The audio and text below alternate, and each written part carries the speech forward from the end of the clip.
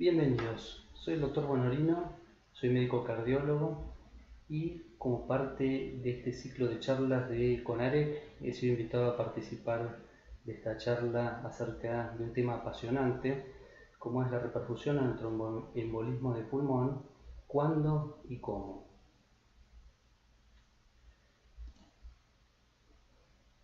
A modo de introducción, vamos a comentar un caso de una mujer de 28 años que consulta por disnea de una semana de evolución de clase funcional 2-3, la cual persiste y empeora hasta en baja clase funcional, motivo por el cual consulta. Tiene antecedentes de ser obesa y sedentaria y utiliza anticonceptivos orales. El examen físico se trataba de una paciente obesa mórbida con un índice de masa corporal de 39,4, se encontraba normotensa, con una frecuencia cardíaca de 110 latidos por minuto, subfebril, una frecuencia respiratoria de 17 por minuto y saturaba el 97% al aire ambiente. El examen físico presentaba ingurgitación yugular con colapso parcial, sin otros datos relevantes.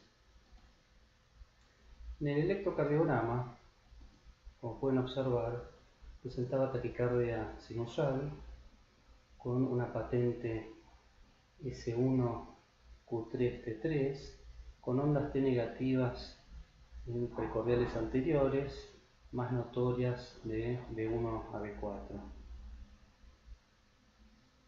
En la radiografía de tórax se podía observar un arco pulmonar tendido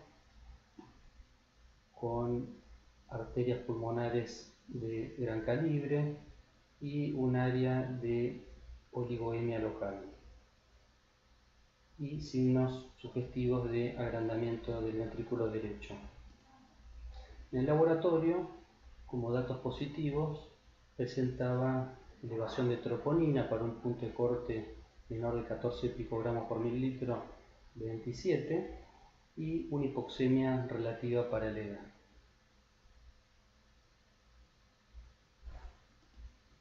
Entonces, en este punto, ¿qué estudios solicitarían a continuación? Un dímero D, le haríamos un Doppler venoso en miembros inferiores, un angio-TC con contraste, un ecocardiograma.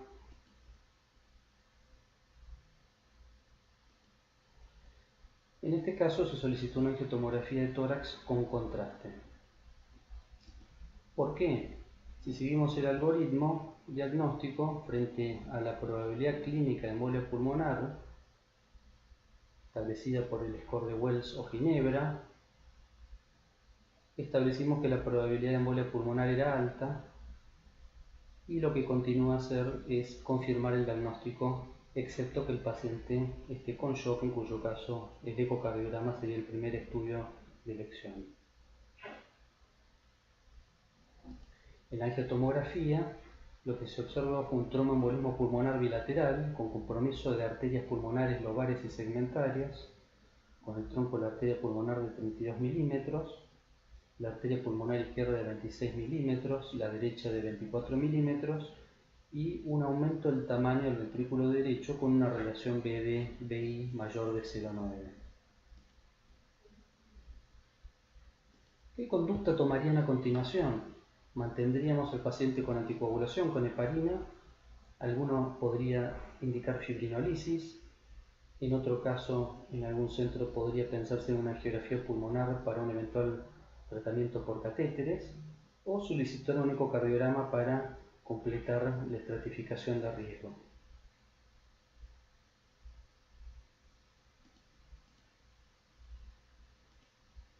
En este caso se solicitó un ecocardiograma.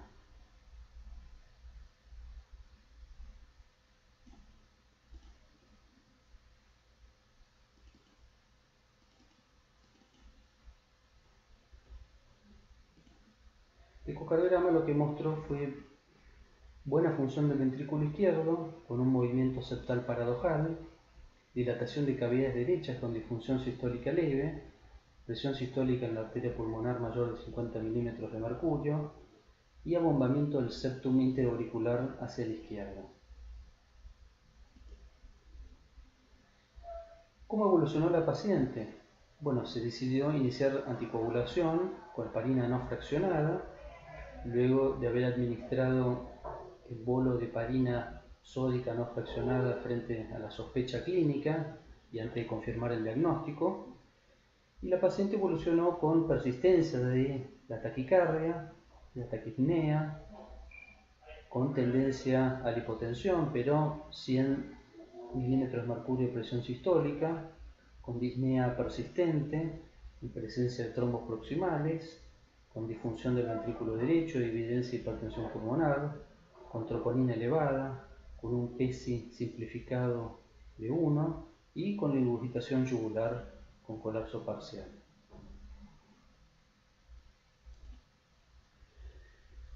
¿Qué tratamiento indicaríamos en este punto? Continuar con la anticoagulación, dado que el paciente no está hipotenso, no es un shock grave, masivo.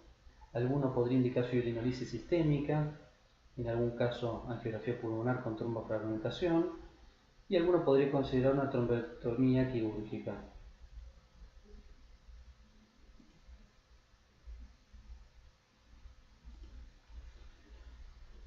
Entonces, de acá la importancia de conversar sobre este tema, dado que se trata de la tercera causa de muerte de causa cardiovascular, luego del infarto y el ataque cerebral.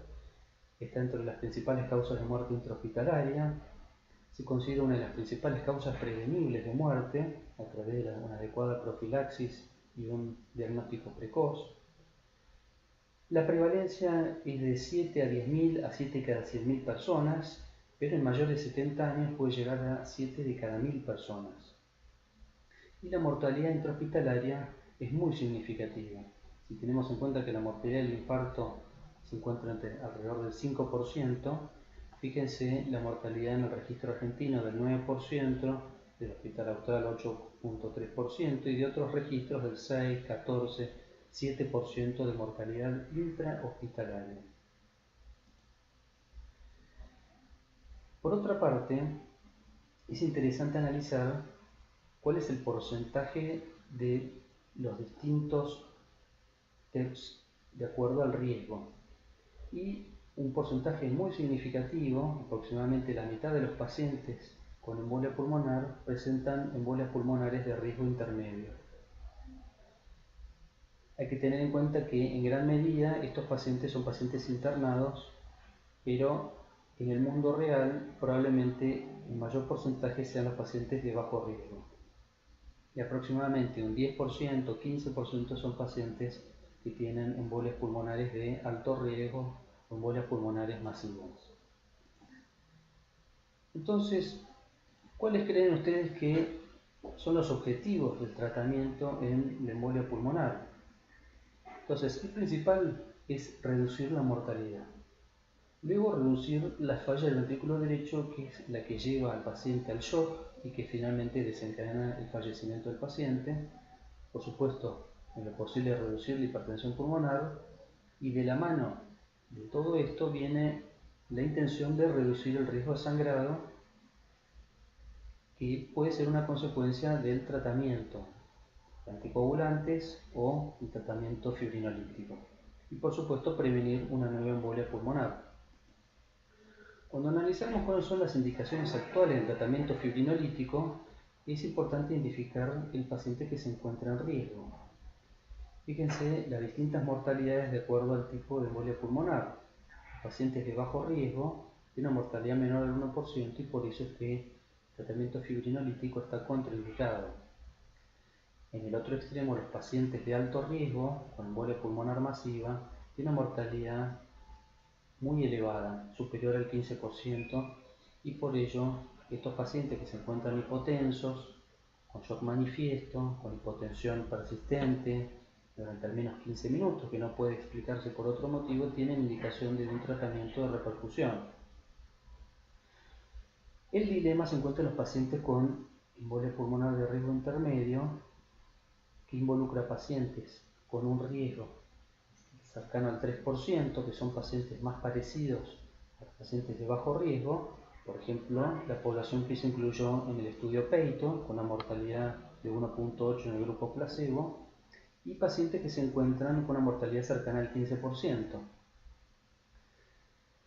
El secreto entonces está en poder identificar los pacientes con variables de riesgo que nos orienten a que se trata de un paciente con un riesgo aumentado y que podría beneficiarse con un tratamiento de reperfusión.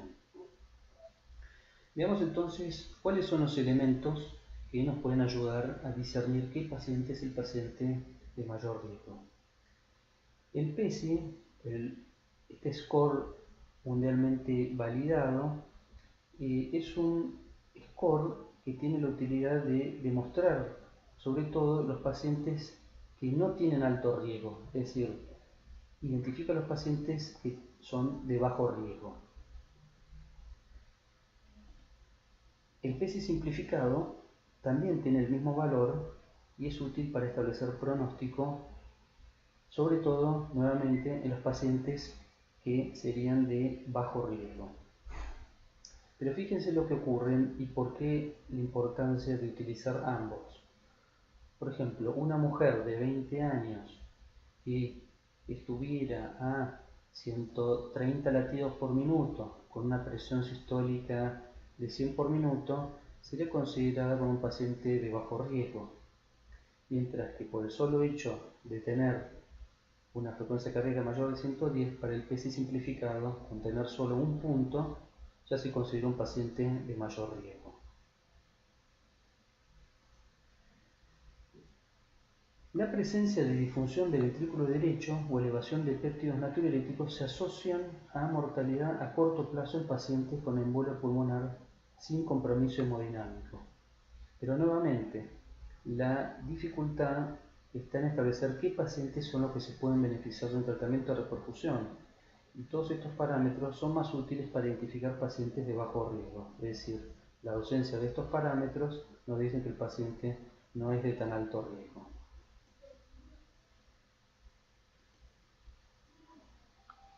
La tomografía es muy útil ya que con este estudio inicial uno puede identificar pacientes que ya presentan disfunción del ventrículo derecho en la tomografía. Puede evaluarse el diámetro que tiene el ventrículo derecho respecto al ventrículo izquierdo y esa relación BD-BI mayor de 0,9 o mayor de 1 identifica pacientes que tienen mayor riesgo. Asimismo, la carga trombótica y los trombos proximales también pueden utilizarse para identificar pacientes de mayor riesgo. Si bien no han demostrado predecir mortalidad por cualquier causa, ambos se asocian con una peor evolución y son útiles al momento de seleccionar el paciente al cual uno le va a indicar un tratamiento de repercusión. Entonces, si tomamos distintos estudios de imágenes y de laboratorios para predecir la mortalidad temprana del TEP, nos encontramos con que todos ellos tienen un alto valor predictivo negativo. Ecografía, tomografía, BNP, troponinas, y tienen un bajo valor predictivo positivo. ¿Qué significa? Que un paciente que tenga dilatación del ventrículo derecho o que tenga troponinas no necesariamente es un paciente que le va a ir mal, mientras que los pacientes que no presentan dilatación del ventrículo derecho, no presentan elevación de troponinas, son pacientes que se consideran de bajo riesgo. Entonces, las troponinas identifican una población con mayor riesgo de eventos. Recientemente se ha identificado un punto de corte a partir del cual, sobre todo los pacientes añosos, presentarían un peor pronóstico. Los pacientes menores de 75 años, incluso con pequeñas elevaciones de troponina, marcan injuria miocárdica y predictora de riesgo, mientras que en los mayores de 75 años podría utilizarse un punto de corte mayor de 45 picogramos por mililitro. La troponina ultrasensible tiene el mismo valor pronóstico y es útil en la estratificación de riesgo en la embolia pulmonar. Los pacientes que no tienen troponina elevada y que tienen un PESI simplificado bajo serían en centros con adecuada capacidad pacientes candidatos para un tratamiento ambulatorio. Entonces uno podría preguntarse si estas variables de riesgo son pronósticas, ¿por qué no hacerle fibrinolíticos a todos los pacientes? La respuesta a esto lo dan los registros en primer lugar, donde hay una tendencia no significativa a disminuir la mortalidad, especialmente en la embolia pulmonar masiva. Pacientes con embolia pulmonar masiva, a quienes no se les administra fibrinolíticos, y aquellos a quienes se les administra fibrinolíticos, hay una tendencia a reducción de la mortalidad. Pero fíjense que los pacientes con TEP submasivo, incluso hay una tendencia a aumentar la mortalidad en aquellos pacientes que reciben tratamiento fibrinolítico.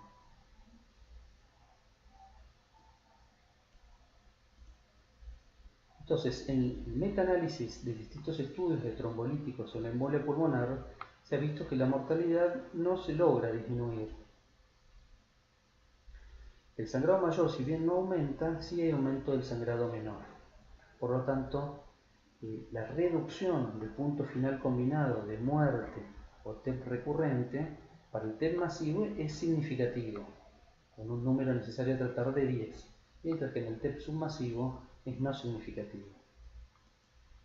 Más recientemente han salido distintos metaanálisis donde se ha visto que en el TEP submasivo los pacientes tratados con trombolíticos no han logrado demostrar una reducción significativa de la mortalidad temprana. Pero sí hay una tendencia a un mayor sangrado. De acá la controversia de pacientes que tal vez no son de tan alto riesgo, neutralizar el beneficio por el riesgo de sangrado.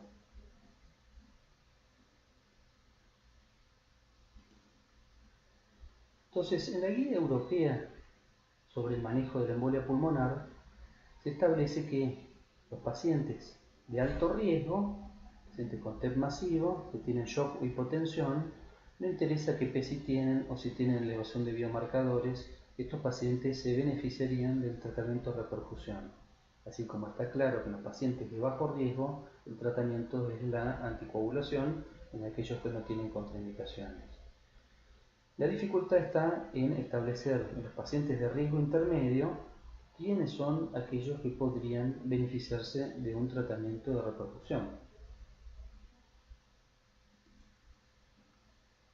Para la guía americana, los pacientes que tienen criterios de riesgo, llámese dilatación del ventrículo derecho, taquicardia, arritmia persistente, elevación de troponinas, bueno, serían candidatos también a un tratamiento de repercusión.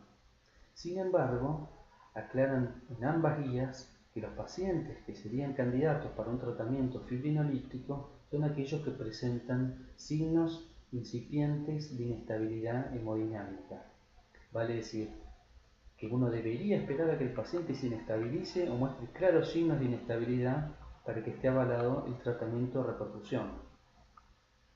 El inconveniente está en que un porcentaje importante de los pacientes sufren una descompensación hemodinámica y eventualmente muerte por shock obstructivo en las primeras horas de la presentación. ¿Qué nos enseñó el peito?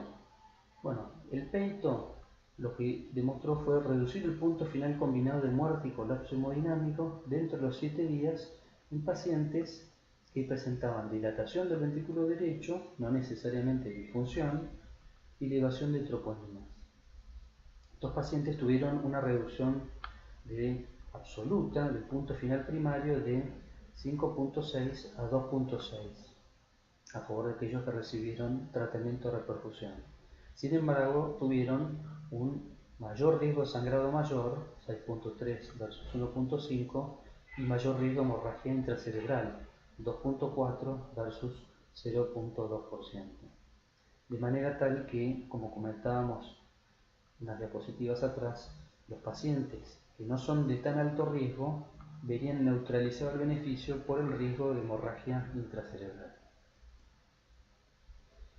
El estudio MOPED lo que demostró fue que dosis más bajas de trombolíticos, concretamente 50 miligramos de alteplase, lograba ser efectivo y seguro con un riesgo muy significativo de sangrado, un riesgo menor de sangrado, y algunos puntos finales como ser el hecho de mantener reducida la presión pulmonar en el mediano plazo, cosa que en el peito, en el seguimiento, no logró demostrar.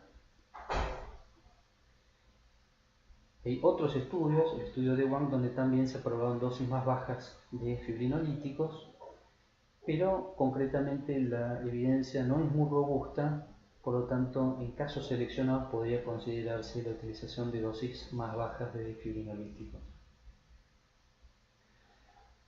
Lo otro novedoso es el tratamiento endovascular, que sería efectivo y seguro. Sin embargo, no existe evidencia respecto de la comparación con otros métodos de reperfusión. Es decir, un tratamiento efectivo para revertir la disfunción del ventrículo derecho, y al utilizar dosis más bajas de fibrinolíticos, utilizan aproximadamente 20 miligramos día, 1 miligramo hora de alteplase, comparado con 100 miligramos que utiliza la fibrinolitis sistémica. Estaría indicado sobre todo en los pacientes con TEP de riesgo intermedio a alto, en quienes se ha decidido una terapia de repercusión, pero el riesgo de sangrado asociado al trombolítico sea elevado. Entonces, también uno podría considerar la trombectomía quirúrgica en pacientes con alto riesgo clínico, pero también alto riesgo de sangrado. Esta es una excelente opción terapéutica con tasas de mortalidad comparables con las de los trombolíticos y con menor riesgo de sangrado. Los pacientes también con trombolisis fallida y trombectomía quirúrgica de rescate tienen un peor pronóstico. De manera tal que la opción quirúrgica también en centros con experiencia podría ser una opción. También se ha visto que no es necesario un cirujano experto, sino que tiene que tener idoneidad con un equipo médico quirúrgico con experiencia, pero que no se ha visto que la derivación a centros especializados en tratar esta patología cambie demasiado el pronóstico. ¿Qué lugar tienen los filtros de vena cava? Bueno, los pacientes con TEP con riesgo de sangrado alto, la colocación de filtros se asoció con menor mortalidad y mayor recurrencia de la embolia pulmonar. No hay que recordar que el filtro es protrombótico y en el seguimiento a largo plazo, por ejemplo el PREPIC2, se ha visto que la mortalidad no se reduce. Por lo tanto, la única indicación serían los pacientes con contraindicación para recibir anticoagulación y aquellos con nueva embolia a pesar de anticoagulación efectiva. Y en casos seleccionados podrían considerarse caso por caso. Entonces, como comentábamos, los pacientes con contraindicación para anticoagulación o con nueva embolia a pesar de la anticoagulación efectiva serían los mejores candidatos para recibir filtro de vena cava.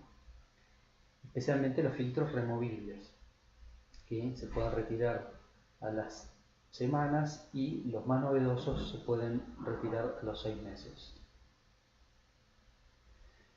No solo es valorar el riesgo de muerte o descompensación hemodinámica por el evento trombótico, sino que también hay que considerar el riesgo de sangrado de los pacientes.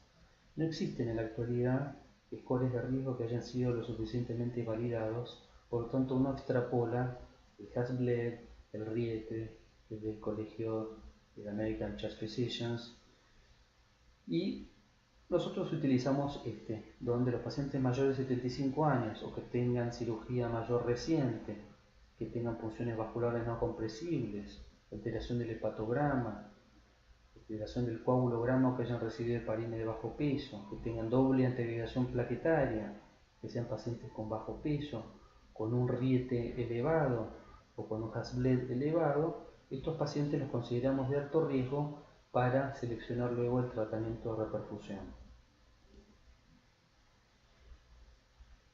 Lo más novedoso para comentar es el PESI, el BOBA score y el FAST score, que son scores de riesgo.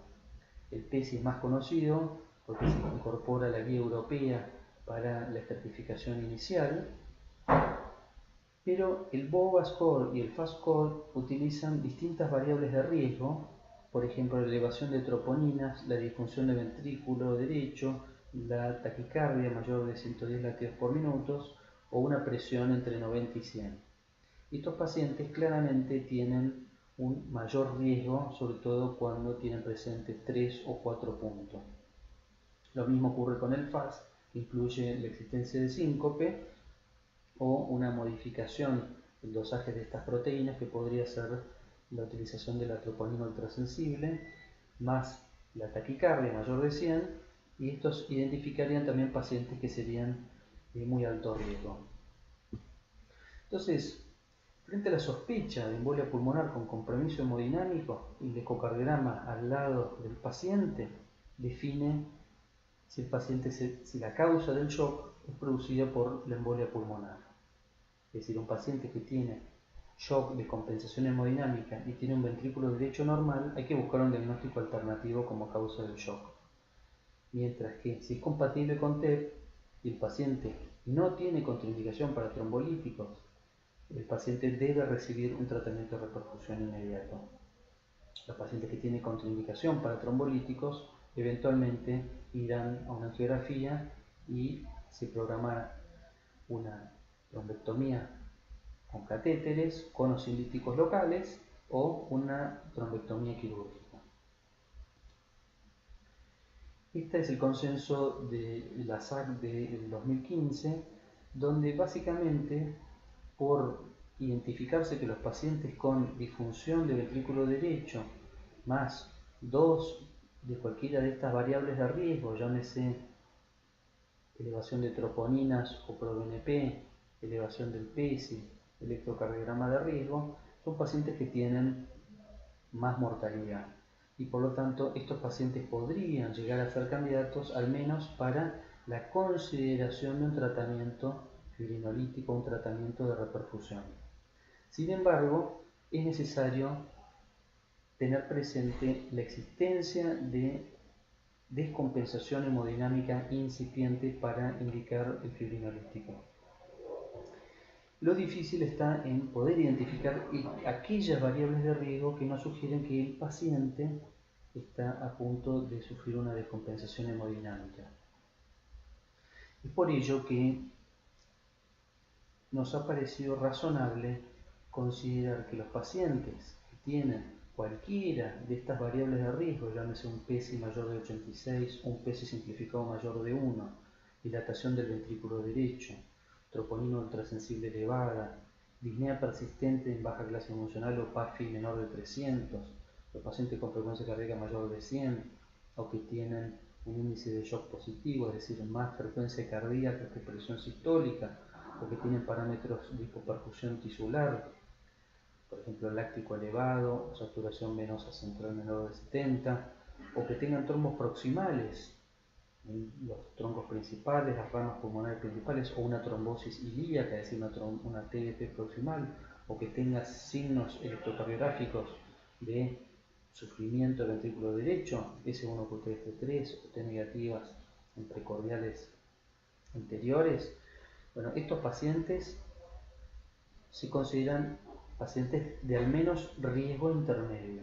Cualquiera de estas variables significa un paciente de riesgo intermedio. Los pacientes que tienen shock, que son posparo, que tienen hipotensión persistente, son pacientes con embolia pulmonar de alto riesgo, con alta mortalidad y requieren un tratamiento de reperfusión inmediato. Los pacientes que no tienen ninguna de estas variables son embolias pulmonares de bajo riesgo con baja mortalidad cercana al 1%. Fíjense que el momento para indicar la anticoagulación es con la sospecha de embolia pulmonar. No es necesario tener diagnóstico de embolia pulmonar para indicar el bolo de heparina no fraccionada. Por otra parte, es conveniente en los pacientes que puedan tener indicación de un tratamiento de reperfusión con fibrinolíticos o con cirugía o tratamiento por catéteres, utilizar la heparina no fraccionada, cuya vida media es más corta que la de la heparina de bajo peso molecular. Pacientes con TEP de alto riesgo, al margen de un adecuado manejo de la falla del ventrículo derecho, en aquellos que no tengan contraindicación para trombolíticos o que lleven menos de 15 días de evolución, estos pacientes recibirán tratamiento fibrinolítico. En aquellos pacientes que tengan contraindicación para fibrinolítico o que lleven más de 15 días de evolución, en quienes uno sospecha que los trombos se encuentran organizados y no responderán al tratamiento con líticos, estará reservada la trombectomía, ya sea por hemodinamia o trombectomía quirúrgica. ¿Cuándo preferirá uno hemodinamia o cirugía? Bueno, la cirugía se preferirá cuando el trombo se encuentre en tránsito, los pacientes que presenten CIA o un foramen oval permeable con trombosis venosa profunda, en quienes uno quiera cerrar esa comunicación o ese foramen oval, aquellos con enfermedad coronaria organizada, enfermedad coronaria asociada o sospecha de trombo organizado, que son aquellos pacientes que llevan varios días, varias semanas de evolución. El dilema se encuentra en estos pacientes con embolia pulmonar de riesgo intermedio, que tienen algunas variables de riesgo, en cuyo caso uno podría considerar que los pacientes que tienen deterioro moderado a severo de la función del ventrículo derecho, que se encuentran con tendencia a la hipotensión, una presión sistólica de 100, de 90 y 100, y se encuentran taquicárdico con una frecuencia cardíaca mayor de 110, estos pacientes se consideran de riesgo aumentado y uno debería indicarles alguna terapia de reperfusión. Los pacientes no tienen estas variables de riesgo, tienen leve dilatación del ventrículo derecho, pero no se encuentran con tendencia a la hipotensión y se encuentran taquicárdicos, uno podría solo anticoagularlos y reestratificarlos en la hora o a las 2 horas para ver si el paciente presenta algún grado de mejoría. Si el paciente persiste con criterios de riesgo, estos pacientes se consideran también de riesgo aumentado y nosotros somos de la idea de que estos pacientes deben recibir un tratamiento de reperfusión y no esperar a que se descompensen aún más. Entonces, los pacientes que no presenten contraindicación para trombolíticos y no tengan alto riesgo de sangrado podrían recibir trombolíticos. En aquellos que tuvieran riesgo alto de sangrado, uno podría considerar una mitad de dosis de trombolíticos o, mejor aún, deberían ir a una trombectomía, ya sea por hemodinamia o quirúrgica.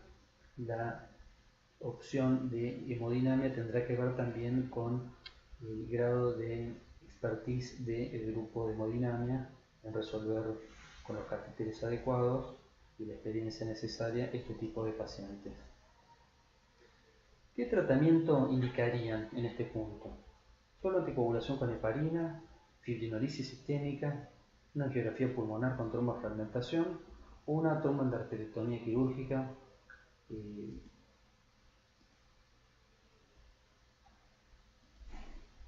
este caso se le indicó fibrinolisis sistémica porque se entendió que la paciente, luego de haber recibido anticoagulación plena, a la hora se encontraba más taquicárdica, persistía con disnea, persistía muy sintomática, tenía tendencia a la hipotensión y si bien no tenía trombosis venosa proximal, tenía trombos proximales que hacían sospechar que una nueva embolia también puede hacer claudicar al ventrículo derecho y precipitar el shock.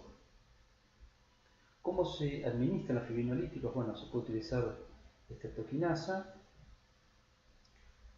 Habitualmente se utiliza el régimen acelerado, 1.500.000 unidades en 2 horas. El régimen antiguo de 250.000 unidades en 30 minutos, seguido de la infusión durante 24 horas, es un régimen que no se utiliza más. Y eventualmente se puede utilizar alteplase 100 miligramos en 2 horas, es decir, 2 ampollas a pasar en 2 horas. Los pacientes que tienen signos de descompensación hemodinámica inminente puede utilizarse una dosis acelerada de 0,6 miligramos kilo en 15 minutos, es decir, una ampolla, una infusión rápida. En esta paciente se indicó fibrinolisis, fíjense la placa cómo cambia, el arco pulmonar tendido, las arterias pulmonares prominentes y la mejoría que es notoria hasta en la radiografía de tórax. Y el electrocardiograma, donde las ondas T negativas de cara anterior son menos prominentes y la tendencia de desaparición de la patente S1Q3T3, aunque no es un criterio necesario para asumir que el tratamiento ha sido efectivo, sino la mejoría clínica y sintomática y la evidencia objetiva de que el ventrículo derecho ha recuperado la función y la hipertensión pulmonar ha reducido. El ecocardiograma lo que mostró es normalización de la función del ventrículo derecho y la presión pulmonar. Se fue anticoagular en rango y de los 10 días del egreso se otorgó el alta hospitalaria. A modo de síntesis, entonces debemos evaluar el riesgo clínico de los pacientes en función de las distintas variables de riesgo clínico, electrocardiográfico, de laboratorio. Los pacientes que tengan criterios de mayor riesgo, por ejemplo, disfunción más que leve, moderada, severa del ventrículo derecho, con tendencia a la hipotensión y taquicardia, serían pacientes de mayor riesgo, al igual que la persistencia de estas variables luego de la hora, las 2 horas de tratamiento anticoagulante. Al mismo tiempo debemos evaluar el riesgo de sangrado de los pacientes aniosos, los pacientes con cirugía reciente, los pacientes con falla renal, con doble antiagregación, con anticoagulación por heparina bajo peso, son pacientes de mayor riesgo y hay que pensar seriamente en la indicación del fibrinolítico a dosis plena versus un tratamiento por catéteres, utilizar una dosis reducida de fibrinolíticos en quienes uno considera que son pacientes con mayor riesgo de sangrado. Entonces, los pacientes con alto riesgo clínico y bajo riesgo de sangrado serían pacientes candidatos a la dosis estándar. Los pacientes con riesgo clínico alto y alto riesgo de sangrado podría utilizarse mitad de dosis o tratamiento por catéteres. El paciente con alto riesgo clínico y contraindicación para la anticoagulación podría indicarse la cirugía, al igual que los pacientes que tienen sospecha de trombo organizado. Los TEP submasivos o de riesgo intermedio tratados con anticoagulación tienen una mortalidad que suele ser baja, menor del 30%, y el riesgo de hemorragia fatal asociado a los trombolíticos suele ser alrededor del 2 al 5%. Es así que no existe a la fecha ningún ensayo randomizado donde se haya demostrado que en el TEP submasivo haya reducción de la mortalidad con los trombolíticos. Por lo tanto, la decisión de utilizar trombolíticos tiene que ver con la valoración del riesgo-beneficio, la preferencia del paciente, la ubicación y el tamaño del trombo, el riesgo de sangrado y el tiempo de evolución de la embolia pulmonar.